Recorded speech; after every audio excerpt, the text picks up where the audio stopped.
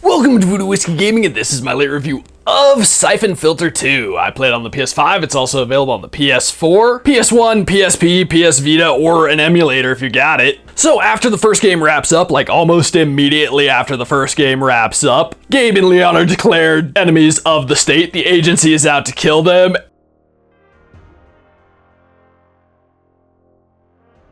And Leon's having some serious issues because she was infected with Syphon Filter. Bit of a spoiler right there, but hey. Now Gabe and Leon have to basically survive the agency, try and save Leon, and deal with all the other crazy crap that is going on. And in case you're curious, shit goes sideways like immediately because Leon gets kidnapped and Gabe gets shot down. It's crazy. And not shot down isn't dead, but his plane.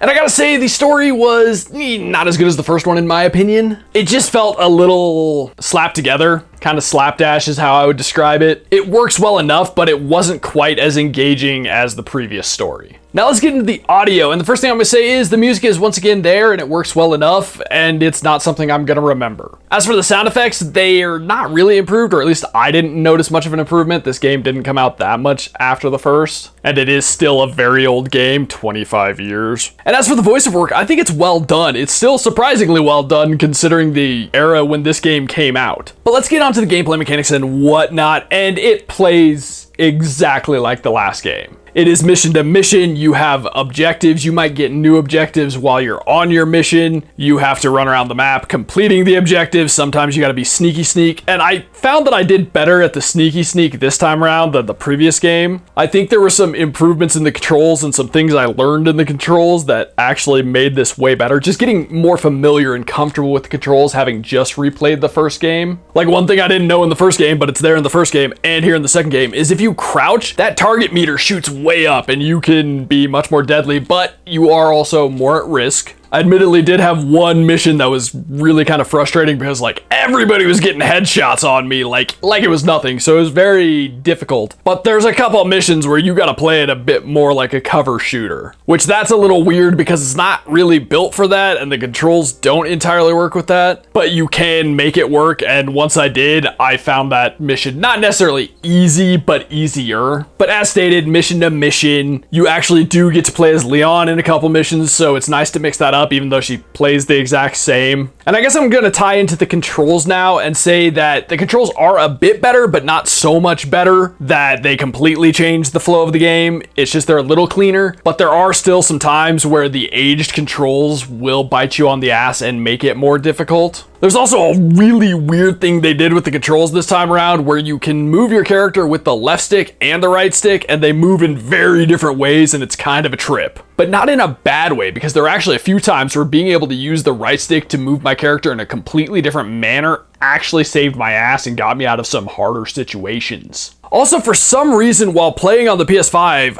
I felt like the controls weren't as responsive. There were times where I was pressing the square button to start firing, and there was more than a little delay if I wasn't pressing fully hard, which that got frustrating. I don't feel like I should have to press down as hard as I was. So I do think that is a bit of a knock against the game. You do get used to having to do that, but there were times where I still didn't press hard enough even after I'd been playing for hours and hours. Now the graphics and visuals, and it's old. It's still very old, again, 25 years-ish old. So it looks pretty shit, because it's a PS1 game. But it does look considerably better than the first game, but still, you know, not good. The faces were done much better in this game for all of the characters, the shapes of their bodies and all of that, as well as heads, all of that was done much better. I still think they have good character design overall. I mean, it's very rudimentary considering when it came out, but I think they did a cool thing, and I think if they were to remaster it, they would have some pretty cool but aged and dated looks. But I mean, that would be kind of cool in and of itself because it'd be kind of like 90s style. That'd be fun. That being said though, I think the different areas you go to, you even actually revisit a few areas from the first game, but they do things to mix them up, which I appreciated. They introduced some new enemies, although a lot of the enemies are very same because older game. Although I will say say, some of the cutscenes were a little cheesy, and like the opening cutscene was super 90s try-hard kind of thing. Watching it, I was just kind of like, oh, this is really kind of making me cringe a bit. It's just trying way too hard to be cool. That being said though, overall, if you're a visual snob, it's gonna be rough, but I don't mind the older visuals, and I can appreciate the growth from the first game to the second game. So let's get to the wrap up. I am gonna say that replaying this was much more fun and doable than the first game. I feel like relearning the first game's controls really kind of dragged that game down. And I do think that they were quite rough, whereas they are a bit better in the second game, not hugely, but a bit better. I also think they did a few things with the missions to make it a little bit more accessible. Overall, I will say it's still a little harder to recommend this unless you have that nostalgia love that I have, or you have some deep desire to go back and play a really old game. But I do think having played the first one got me used to the controls, because the controls are pretty much the exact same, and that did make this a bit more enjoyable.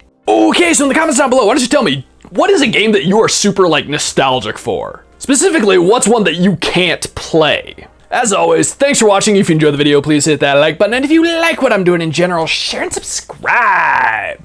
Have a good one.